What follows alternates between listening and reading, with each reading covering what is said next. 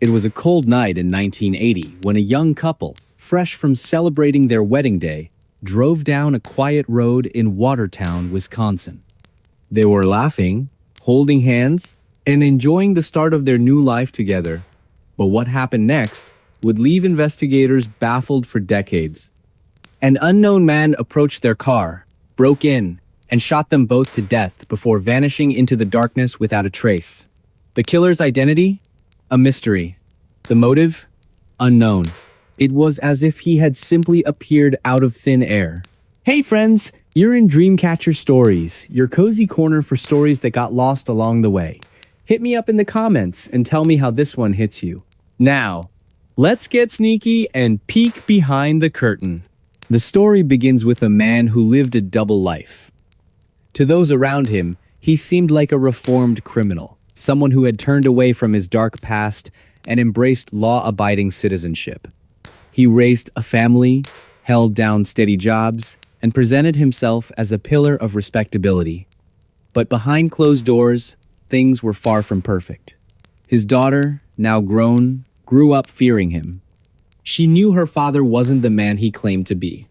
Behind his calm exterior lay a violent temper and compulsive tendencies that made her question everything about him. Throughout her childhood, she remembered nights when the entire family would pack up suddenly and move in the dead of night. Her father always gave the same excuse. I was an informant back in jail, and some people I snitched on have found us. We need to disappear. But even as a child, she didn't believe him. Something felt off about these stories. As she grew older, her suspicions deepened. Was her father still involved in crime? Or worse, was he hiding something darker? Fast forward to 2009, long after the world had forgotten about him. April, now 40 years old, decided it was time to confront the truth about her father. She couldn't shake the feeling that he had never truly changed. One name kept coming back to haunt her thoughts. Ed Edwards, a man whose charm masked a sinister history. Growing up, April had witnessed moments of violence and manipulation at home. And then there were the moves, the constant uprooting of their lives under mysterious circumstances. Each time they relocated, April wondered if her father was running from something or someone. But it wasn't until she stumbled upon an unsolved murder case from 1980 that pieces started falling into place. In Watertown, Wisconsin, a town where her family briefly resided, a young newlywed couple had been brutally murdered. Witnesses described the assailant as matching her father's description. This revelation sent chills down April's spine. Could Ed Edwards have been responsible? Acting on instinct, April contacted the Watertown Police Department the very next day. She shared her suspicions and urged them to reopen the investigation. As detectives dug deeper, unsettling patterns emerged. Ed Edwards wasn't just any ordinary man. He was a career criminal with ties to multiple unsolved cases across the United States. From robberies to murders, his trail of destruction spanned decades. Yet, somehow, he managed to evade capture for most of his crimes. That is, until 2009, when DNA evidence finally caught up with him. Investigators linked him to several homicides, including the infamous Happy Face Killer murders, which earned their grim nickname due to Edwards' habit of drawing smiley faces near his victims' bodies. Let's rewind to understand the man behind the mask. Born in the early 20th century, Edwards grew up in poverty, surrounded by hardship. From a young age, he learned to rely on deceit and manipulation to survive. By adulthood, he had honed his skills into a deadly art form. Charismatic yet calculating, Edwards could charm anyone into trusting him, only to betray them later. His ability to blend into society allowed him to operate undetected for years. Even when caught, he often slipped through cracks in the justice system, leaving victims' families desperate for answers. Then came the twist. As authorities pieced together Edwards' criminal profile, they discovered shocking connections between his known crimes and other cold cases. For instance, The Watertown murders weren't isolated incidents, they fit into a larger pattern of violence stretching across state lines. Evidence suggested Edwards traveled extensively, committing crimes wherever he went. Some speculated he may have even trained others in his methods, creating a network of copycat killers. If true, this raised terrifying questions about how many more victims might exist. Public fascination with Edwards' case skyrocketed after details leaked online. True crime enthusiasts flocked to forums, debating whether Edwards acted alone or as part of a broader conspiracy. Among them was Brian Carter, a self-taught programmer who developed algorithms capable of identifying patterns within vast datasets. Using advanced software, he analyzed thousands of archived documents related to Edwards' activities. His findings pointed toward possible links between Edwards and other unsolved crimes nationwide. Could these cases represent extensions of Edwards' work, or were they inspired by media coverage of his exploits? Social media platforms buzzed with theories, ranging from credible analyses to wild speculation. Podcasts dedicated to exploring Edwards' life and crimes attracted millions of listeners eager to solve the riddle themselves. Episodes examining societal factors contributing to his descent into madness resonated strongly with audiences navigating uncertain times. Could such a mind exist today, armed with modern tools and access to classified systems? Host Paul Hayes posed this question rhetorically during the season finale of Time's Unraveling Genius*, leaving listeners pondering implications long after the episode aired. 2 years later, researchers announced they had decoded messages embedded in artwork created during Edwards' incarceration. Sophisticated image recognition software identified recurring themes tied to specific locations and dates corresponding to known events in his life. This revelation suggested Edwards may have left deliberate clues intended to taunt authorities even beyond the grave. Was he playing games right up until the end? Emily Carter, a forensic psychologist assigned to analyze his psychological profile, mused aloud during a private meeting with colleagues. Her voice cracked slightly, betraying exhaustion mixed with awe at the complexity of their subject. Atmosphere shifted dramatically as public interest surged once again. Forums buzzed with discussions, piecing together timelines and debating theories. Conversations ranged from speculative musings to well-researched arguments supported by hard data.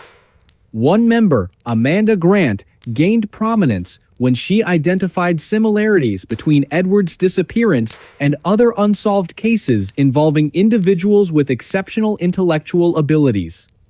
Her findings prompted renewed scrutiny of potential links between genius minds and clandestine operations. Families affected by similar losses gather annually to honor their loved ones, finding solace in shared memories and unwavering determination. "We won't stop fighting," says Linda Hayes during a memorial service held near North Wales. Her voice cracks with emotion, underscoring the personal stakes involved. And so, the legend persists not merely as a relic of the past, but as a testament to human resilience in the face of incomprehensible evil. And there we go, another memory back from the dark. Don't go too far, I've got more mysteries itching to be told. What do you think happened to Ed Edwards? Let me know in the comments below. Your thoughts matter, and they shape the stories I share next. So go ahead, type it out, and hit send. I'll see you there. It was a quiet Sunday evening in rural Ontario, Canada, on August 15th, 1971. A young man, just 23 years old, is flipping through an old photo album in his cozy living room. The pages are filled with snapshots of adventure scuba diving in crystal clear waters, mountain biking down rugged trails, and skydiving above sprawling landscapes. He lived for adrenaline, always chasing the next thrill. But as he turned another page, there came a knock at the door, a sound that would change everything. Little did he know, this seemingly ordinary moment would spiral into one of the most baffling cases ever recorded. Hey friends, you're in Dreamcatcher Stories, your cozy corner for stories that got lost along the way. Hit me up in the comments and tell me how this one hits you. Now, let's get sneaky and peek behind the curtain. The small town where our story unfolds is picturesque, surrounded by dense forests and rolling hills. It's the kind of place where everyone knows each other, and life moves at a slow, predictable pace. Our protagonist, Michael, had grown up here, but never quite fit the mold of a quiet country boy. To those who knew him, he was magnetic, charismatic, daring, and always pushing boundaries. His walls were adorned with maps marking destinations he dreamed of exploring, and his bookshelves overflowed with tales of survival and exploration. Yet, despite his love for adventure, Michael remained deeply connected to his roots, often spending weekends helping neighbors or visiting family nearby. That fateful evening, Michael sat alone in his modest home, reminiscing about past escapades captured in photographs. As dusk settled over the horizon, casting long shadows across the room, the sudden knock startled him. Pausing mid-page flip, he rose from his chair and opened the door to find a police officer standing on his porch. The officer introduced himself politely, explaining that he was conducting routine checks in the area. Michael welcomed him inside, offering coffee as they chatted casually about local happenings. Nothing seemed unusual until later that night, when strange noises echoed outside Michael's house. As hours passed, unease crept into Michael's mind. He couldn't shake the feeling that something wasn't right. A distant rustling in the bushes caught his attention, followed by faint whispers carried on the wind. Venturing cautiously toward the window, he peered out into the darkness, squinting against the glare of moonlight filtering through trees. Shadows danced eerily, though no source could be identified. Returning to his seat, Michael tried dismissing the paranoia, convincing himself it was merely fatigue playing tricks on his senses. However, deep down, he knew better. Let's rewind slightly to understand what led us to this point. Earlier that week, rumors began circulating among townsfolk about peculiar occurrences: missing livestock, unexplained footprints left in freshly tilled soil, and eerie lights hovering near forest edges after sunset. Though dismissed initially as superstition or coincidence, these reports grew increasingly frequent, fueling anxiety within the community. Some whispered of ancient legends tied to the land, while others speculated about outsiders trespassing under cover of night. Whatever the truth, fear brewed silently beneath the surface, waiting for a spark to ignite chaos. Back to the present. Dawn broke without incident, leaving Michael relieved yet unsettled. Determined to uncover answers, he decided to investigate further. Armed with binoculars and a flashlight, he ventured into the woods surrounding his property. What he discovered chilled him to the bone: a series of cryptic symbols carved into tree trunks, forming a crude path leading deeper into the wilderness. Each step forward revealed more unsettling details. Discarded items belonging to missing persons, fragments of torn clothing snagged on branches, and hollowed-out animal carcasses arranged ritualistically around makeshift altars. Then came the twist. Upon reaching a clearing bathed in sunlight, Michael stumbled upon a makeshift campsite littered with personal belongings, unmistakably linked to recent disappearances plaguing the region. Among them lay journals detailing macabre rituals performed by someone known only as Mona, a name whispered with equal parts reverence and dread throughout neighboring counties. According to entries scrawled hastily in ink-stained handwriting, Mona claimed descent from a secretive lineage tasked with maintaining balance between worlds unseen. Her methods? Ritualistic executions designed to appease shadowy entities dwelling beyond mortal comprehension. Public fascination skyrocketed once word spread about Michael's findings.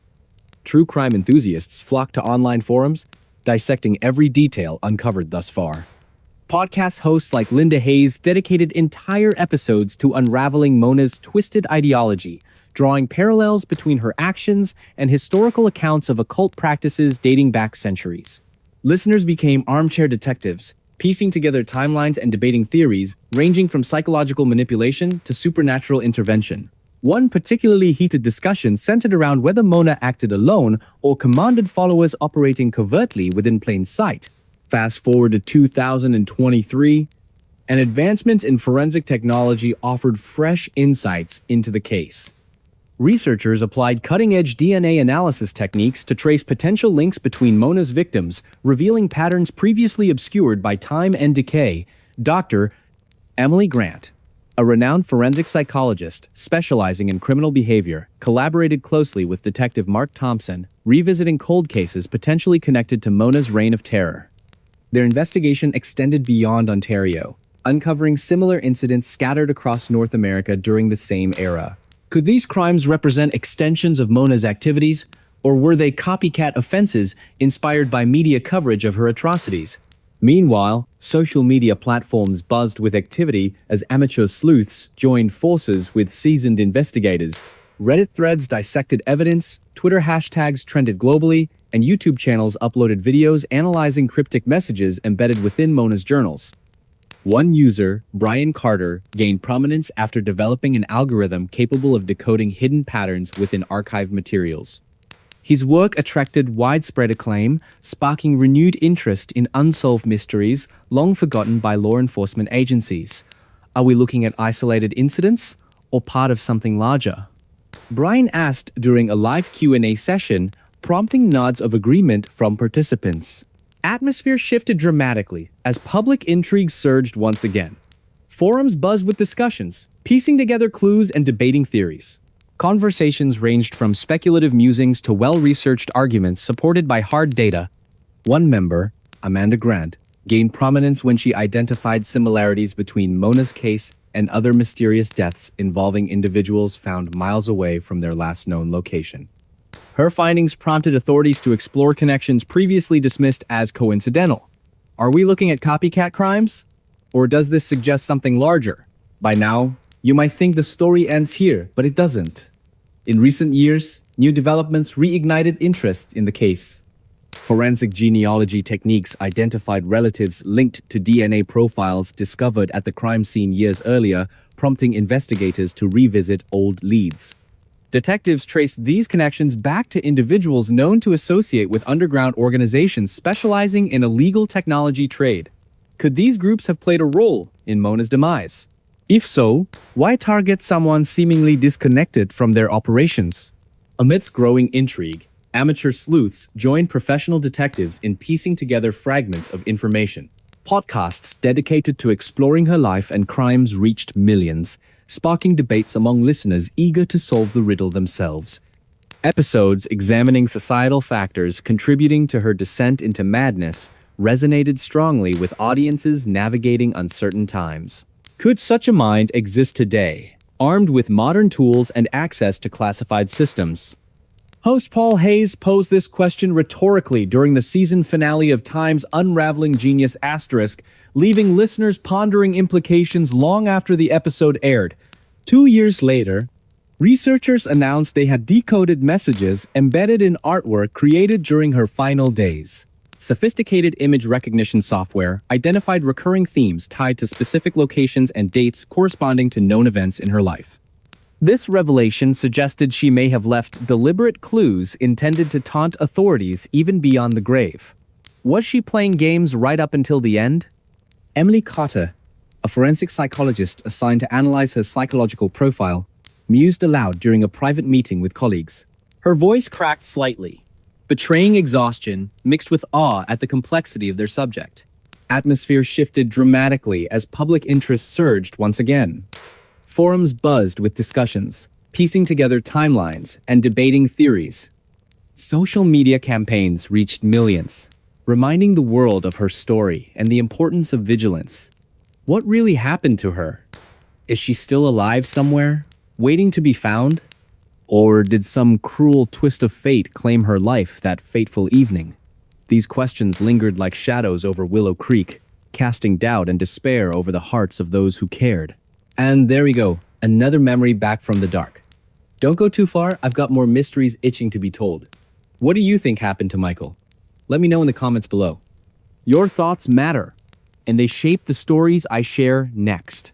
So go ahead, type it out, and hit send. I'll see you there. It was a cold February night in 2022 when something unthinkable happened in southern Mexico. A woman working late at a hotel reception desk receives an urgent call from her husband. He's been robbed, his motorcycle stolen right out from under him while he was running errands. Determined to recover what was taken, the couple sets off into the dangerous streets of their crime-ridden city. But as they ventured deeper into the darkness, neither could have predicted the horrors that awaited them or how drastically their lives would change within hours. Hey friends, you're in Dreamcatcher Stories, your cozy corner for stories that got lost along the way. Hit me up in the comments and tell me how this one hits you. Now, let's get sneaky and peek behind the curtain. The story begins in San Cristal de las Casas, a picturesque yet perilous town nestled between rolling hills and vibrant landscapes. On the surface, it looks like any other charming Mexican locale, with cobblestone streets, colorful buildings, and bustling markets. Yet beneath its beauty lies a darker reality, a place riddled with street crime, drug trafficking, and violence. It's not uncommon for locals to warn visitors against wandering alone after sunset, especially in certain neighborhoods known for gang activity. For residents like Paula Ruiz, however, life here is simply part of the routine. She knows the risks, but has learned to navigate them carefully over time. Paula, a 41-year-old receptionist at a 4-star hotel, had just wrapped up another long shift on Saturday, February 19th. The lobby buzzed all evening with tourists checking in, asking questions about local attractions, or requesting clarifications about directions. By 11 p.m., things finally began to quiet down, giving her a moment to breathe. That's when her phone rang. It was her husband, Miguel, his voice tense and hurried. Someone had stolen his motorcycle, a prized possession and essential mode of transportation for their daily lives. Frustrated but resolute, Miguel asked Paula to meet him so they could search for the thief together. Paula hesitated. She knew better than to chase trouble in such a volatile area, but she also understood her husband's frustration. They lived paycheck to paycheck, and losing the bike meant more than inconvenience. It meant financial strain. After grabbing a flashlight and some basic supplies, Paula left the hotel and joined Miguel near the spot where the theft occurred. Together, they scoured nearby alleys and side streets, calling out occasionally in hopes of spotting the culprit. The air grew colder as midnight approached, but their determination kept them moving forward. As they delved deeper into unfamiliar territory, the atmosphere shifted noticeably. Streetlights flickered weakly, casting eerie shadows across empty sidewalks. Laughter echoed distantly from bars and clubs, but otherwise, the streets felt eerily deserted. Then came the first sign of trouble. Faint voices whispering in hushed tones ahead. Paula gripped Miguel's arm tightly, urging caution. Whatever, or whoever, they were approaching didn't seem friendly. Still, they pressed on, driven by desperation and anger over the stolen bike. Suddenly, everything changed. From the shadows emerged 3 figures, their faces obscured by hoods. One carried a makeshift weapon, a metal pipe, glinting ominously in the dim light. Without warning, they surrounded Paula and Miguel, demanding valuables and threatening violence if resistance ensued. What started as a simple attempt to retrieve a stolen item quickly spiraled into chaos. When Miguel tried to reason with them, pleading that the motorcycle was all they owned, the situation escalated violently. A struggle broke out, brief but brutal. In the confusion, Paula managed to break free, stumbling backward into the darkness. But Miguel wasn't so lucky. His cries for help faded as the attackers dragged him away, leaving Paula stranded and terrified. Alone and overwhelmed, Paula did the only thing she could think of: run. Her heart pounded wildly as she sprinted through winding alleyways, adrenaline masking the pain in her legs. She eventually stumbled upon a small convenience store still open late, collapsing inside as tears streamed down her face. Gasping for breath, she begged the clerk to call the police. Officers arrived shortly afterward, taking her statement and promising to launch an immediate investigation. But deep down, Paula feared the worst. This wasn't just a robbery gone wrong, it was a nightmare unfolding in real time. Let's rewind slightly to understand the couple's background. Paula and Miguel weren't reckless people. Quite the opposite. They were hardworking individuals who had built a modest life despite the challenges of living in such a volatile environment. Paula often joked that surviving in San Crisol required equal parts courage and luck. Over the years, they developed coping mechanisms, avoiding certain areas, staying vigilant, and relying on each other for support. Their bond was unshakable, forged through shared struggles and dreams of a better future. So when Miguel disappeared without explanation, Paula's world crumbled. Not knowing whether he was alive or dead consumed her every waking thought. Days turned into weeks as authorities combed the city for clues. Despite extensive searches and interviews with potential witnesses, no concrete evidence surfaced. Rumors circulated among locals, ranging from plausible theories, gang initiation rituals, to far-fetched speculation. Kidnapping rings targeting foreigners. Social media played a significant role in spreading awareness, with amateur detectives dissecting details posted online. Some suggested Miguel might have crossed paths with someone involved in organized crime. Others pointed to the prevalence of human trafficking in the region, speculating that victims were often targeted indiscriminately. Each theory added layers of complexity to an already baffling case. Meanwhile, Paula found herself trapped in limbo. Unable to focus on work or sleep peacefully, she spent countless nights replaying the events of that fateful evening in her mind. Friends and family rallied around her, offering emotional support and practical assistance. But nothing could fill the void left by Miguel's absence. As weeks stretched into months, hope dwindled. The once bustling household fell silent, save for the occasional sound of Paula sobbing quietly in her room. Her grief became a constant companion, shadowing her every move. Then came the twist. Nearly 6 months later, a breakthrough emerged. Investigators discovered a lead linking Miguel's disappearance to a series of unsolved crimes involving missing persons in the same vicinity. Among the recovered items was a blood-stained jacket believed to belong to Miguel. DNA testing confirmed the match, sending shockwaves through the community. Authorities speculated that Miguel might have been abducted and held captive before meeting a grim fate. While the exact circumstances remained unclear, one thing was certain. The perpetrators hadn't acted alone. Evidence suggested ties to a larger criminal network operating throughout the region. Public fascination with the case skyrocketed following these revelations. True crime enthusiasts flocked to forums debating possible motives and outcomes. Podcasts dedicated to exploring similar cases gained traction, drawing millions of listeners eager to piece together fragments of information. Episodes examining societal factors contributing to high crime rates resonated strongly with audiences navigating uncertain times. Could such tragedies happen anywhere? Host Paul Hayes posed this question rhetorically during the season finale, leaving viewers pondering implications long after the final episode aired. 2 years later, researchers announced they had decoded messages embedded in graffiti found near suspected crime scenes. Using sophisticated image recognition software, analysts identified recurring themes tied to specific locations and dates corresponding to known incidents. This revelation suggested the criminals may have left deliberate clues intended to taunt authorities even beyond capture. Was this arrogance or a calculated game designed to prolong suffering? Emily Carter, a forensic psychologist assigned to analyze behavioral patterns, mused aloud during a private meeting with colleagues. Her voice cracked slightly, betraying exhaustion mixed with awe at the complexity of their subject. Atmosphere shifted dramatically as public interest surged once again. Forums buzzed with discussions, piecing together timelines and debating theories. Conversations ranged from speculative musings to well-researched arguments supported by data. One member, Amanda Grant, gained prominence when she identified similarities between Miguel's disappearance and other mysterious deaths involving individuals found miles away from their last known location. Her findings prompted renewed scrutiny of potential links previously dismissed as coincidental. Are we looking at copycat crimes? Or does this suggest something larger?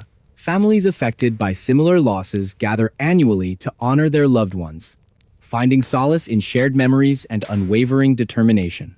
"We won't stop fighting," says Linda Hayes during a memorial service held near San Crisol. Her voice cracks with emotion, underscoring the personal stakes involved.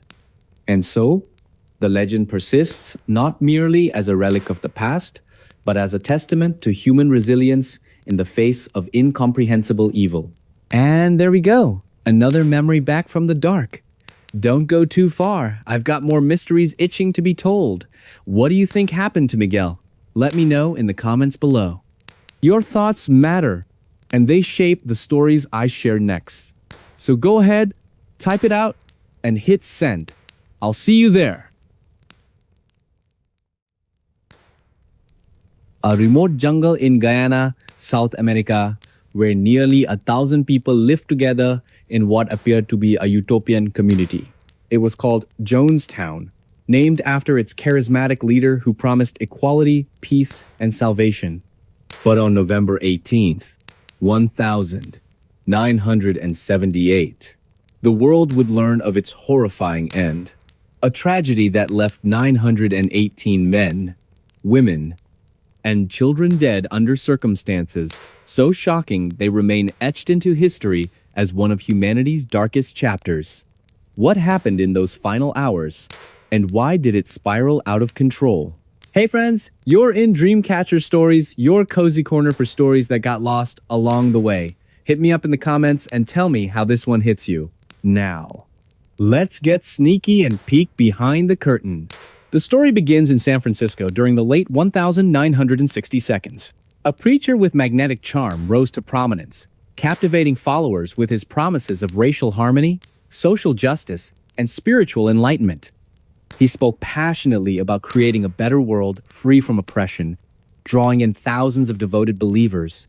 At first glance, he seemed like an advocate for change, someone fighting against inequality and injustice. Yet beneath his polished exterior lay a manipulative mind capable of bending reality to fit his narrative. By the mid-1970s, scrutiny grew around his organization.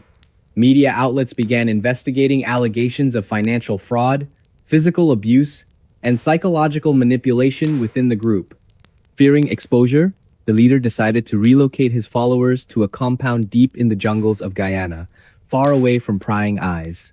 There, he claimed, they could build their paradise, a self-sufficient agricultural project designed to shield them from societal corruption. To outsiders, it sounded idyllic. To insiders, it became something else entirely. Jonestown wasn't just isolated geographically, it was cut off mentally and emotionally. Life inside the compound revolved around strict rules enforced by armed guards. Followers worked tirelessly under harsh conditions, often deprived of food or sleep. Questioning authority wasn't tolerated. Dissenters faced public humiliation or worse. Over time, paranoia seeped into every aspect of life. The leader frequently warned residents that enemies lurked everywhere, ready to destroy their dream. His speeches grew increasingly apocalyptic, painting a bleak picture of persecution and betrayal. Then came the turning point. In November 1978, Congressman Leo Ryan traveled to Jonestown to investigate claims of human rights abuses. Accompanied by journalists and concerned family members, he arrived expecting chaos but found a well-maintained settlement. Residents greeted him warmly, singing songs and sharing meals. For a moment, it seemed the reports were exaggerated, but cracks soon surfaced. Several defectors approached Ryan, pleading for help to escape. As tensions escalated, gunfire erupted at the airstrip where the delegation prepared to leave. Ryan and 4 others were killed instantly. Back at Jonestown, panic set in. The leader knew the massacre would draw global attention, exposing everything he had worked so hard to conceal. In response, he gathered everyone in the central pavilion, delivering a chilling speech about their impending doom. According to survivors, he convinced residents that suicide was the only way to avoid capture and torture at the hands of their enemies. Cyanide-laced flavor aid was distributed, starting with the children. Adults followed suit, drinking the poison willingly, or so it seemed. What makes this tragedy even more harrowing is the sheer scale of death. Entire families perished together, their bodies sprawled across the muddy ground. Some tried to resist, only to be forcibly injected with the lethal mixture. Others fled into the jungle, hoping to evade fate. But few succeeded. By morning, Jonestown lay silent. its once vibrant community reduced to a graveyard. Now, let's rewind to understand how such a nightmare unfolded. How did a man initially seen as a beacon of hope turn into a figure synonymous with mass destruction? Experts believe his charisma masked deeper issues: narcissism, delusions of grandeur, and an insatiable need for control. Early followers described him as empathetic and inspiring, qualities that attracted vulnerable individuals seeking purpose. Over time, however, his methods shifted. Public shaming sessions replaced encouragement. Loyalty tests replaced trust. Fear became the glue holding the community together. For years, questions lingered. Were the residents brainwashed, unable to think critically? Or did some truly believe in the cause until the bitter end? Psychological studies suggest both scenarios played a role. Many victims exhibited signs of Stockholm Syndrome, clinging to their captor out of desperation. Others may have genuinely feared external threats, conditioned to see the leader as their savior. Regardless of motive, the outcome remains devastating, a stark reminder of how easily idealism can curdle into fanaticism. As news spread, shockwaves rippled worldwide. Journalists scrambled to piece together timelines, uncovering disturbing details about life in Jonestown. Audio recordings revealed chilling conversations between the leader and his inner circle, discussing everything from murder-suicide plans to perceived conspiracies. Letters smuggled out by defectors painted grim portraits of daily existence, detailing starvation, beatings, and constant surveillance. Each revelation added layers to the tragedy, forcing society to confront uncomfortable truths about blind faith and unchecked power. Fast forward to modern times, and technology offers new insights. Advances in forensic science allow researchers to analyze remains buried hastily after the massacre. DNA testing connects victims to surviving relatives, bringing closure to families torn apart decades ago. Meanwhile, amateur sleuths comb through archives, piecing together fragments overlooked by official investigations. One researcher, Brian Carter, gained fame developing algorithms to decode patterns hidden within survivor testimonies. His findings sparked renewed interest, prompting discussions about cult dynamics and prevention strategies. Social media plays a pivotal role in keeping memories alive. Platforms like Reddit and YouTube host forums dedicated to exploring unanswered questions. True crime enthusiasts debate theories ranging from government cover-ups to supernatural influences. Among them is Linda Hayes, whose podcast Times Voices of Jonestown Times combines archival footage, expert interviews, and first-hand accounts to create immersive narratives. Episodes resonate deeply with listeners, sparking conversations about mental health, trauma recovery, and accountability. Public fascination extends beyond podcasts. Documentaries, books, and museum exhibits continue shedding light on Jonestown's legacy. In 2023, a groundbreaking study analyzed personality traits common among cult leaders, identifying warning signs useful for intervention efforts. Researchers emphasized education as a key tool, urging communities to recognize red flags before situations escalate. These initiatives reflect growing awareness and determination to prevent future tragedies. But here's the twist. Despite overwhelming evidence pointing to manipulation and coercion, doubts persist. Some argue certain aspects don't align with traditional cult behavior. Why, for instance, did highly educated professionals join willingly? Could external pressures have influenced decisions? While no definitive answers exist, these queries highlight complexities inherent in understanding human nature. Consider this.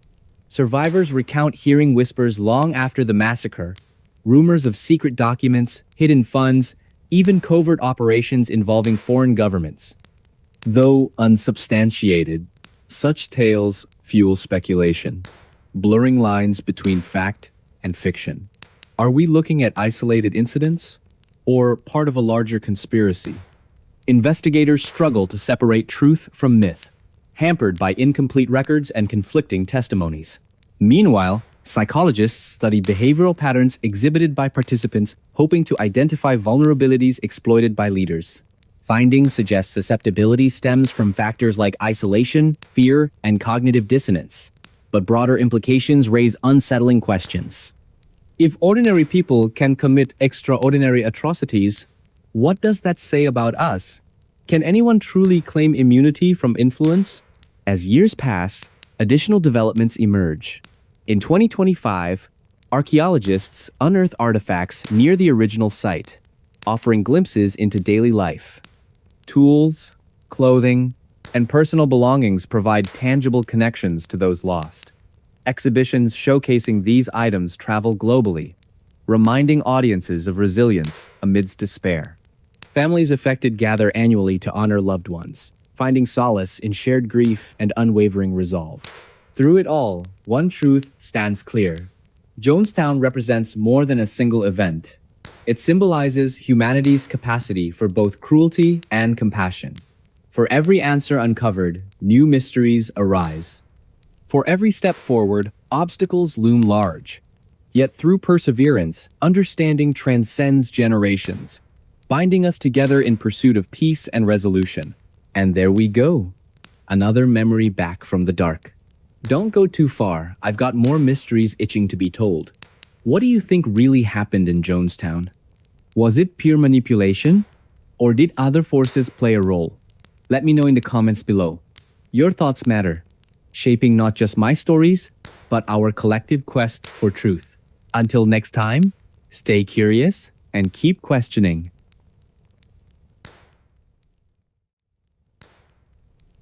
It was a cold January morning in 1984 when something truly inexplicable happened in Daytona Beach, Florida. A young man, just 19 years old, woke up like any other day, ate breakfast, dropped his younger brother off at school, and drove to his university for class. But within hours, he vanished without a trace. Days turned into weeks, then months, and still no answers surfaced. And here's the kicker, he reappeared 10 years later, frozen solid inside a block of ice in the middle of a Wisconsin forest. How did he get there? What happened during those missing years? The mystery only deepens from here. Hey friends, you're in Dreamcatcher Stories, your cozy corner for stories that got lost along the way. Hit me up in the comments and tell me how this one hits you. Now, let's get sneaky and peek behind the curtain. The story begins in Daytona Beach, a quiet coastal town where life moves steadily under the warm Florida sun. Our protagonist lived an ordinary life with his family in a modest home near the beach. He was studying aeronautical mathematics, a subject as intricate as it sounds, and seemed destined for greatness. Friends described him as intelligent, ambitious, and kind-hearted. His days followed a predictable rhythm. Wake up early, take care of responsibilities, and focus on academics. Nothing about him suggested someone who would vanish into thin air or end up encased in ice hundreds of miles away. On January 24th, 1984, everything appeared normal. He started his day by heading downstairs, grabbing a quick bite to eat, and driving his younger brother Frank to school. After dropping him off, he made his way across town to the university campus. Witnesses confirmed seeing him park his car and walk toward the building where his classes were held. Yet, as soon as he stepped out of sight, something went terribly wrong. No one saw him again after that moment. His belongings remained untouched in his car, including his textbooks, wallet, and keys. It was as if he had simply evaporated into thin air. At first, authorities dismissed the disappearance as a potential runaway case. They speculated he might have left voluntarily due to stress or personal issues. However, those closest to him knew better. He wouldn't just leave, said a close friend during interviews. He cared too much about his family and his studies. As days stretched into weeks, panic set in among loved ones. Flyers were distributed, search parties organized, and pleas aired on local news channels, all to no avail. The oceanfront community rallied together, scouring nearby woods, beaches, and neighborhoods, but not a single clue emerged. Let's rewind to understand what made this case so baffling. Timothy wasn't reckless or prone to disappearing acts. In fact, he was meticulous, always planning ahead and keeping everyone informed of his whereabouts. Neighbors recalled seeing him regularly jogging along the coastline, waving hello to passers-by. His professors praised his dedication to learning, noting how often he stayed late to ask questions or clarify concepts.